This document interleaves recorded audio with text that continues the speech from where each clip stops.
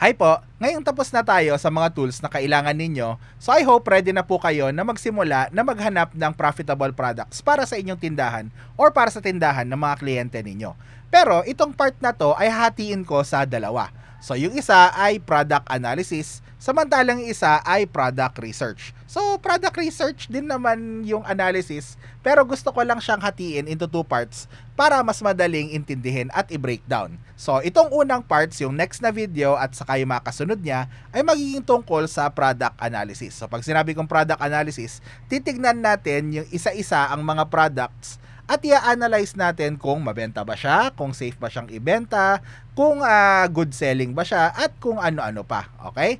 Tapos, after nating matuto kung paano mag-analyze ng individual products, saka naman tayo pupunta dun sa actual na product research, kung saan tuturuan ko naman kayo kung paano maghanap ng mga profitable at safe and everything na mga products. Okay? So, again, product analysis ay analyzing individual products, samantalang product research ay yung actual na hunting for a profitable product na process. So kung ready na kayo, punta na tayo sa ating first part ng ating product analysis. So see you next video.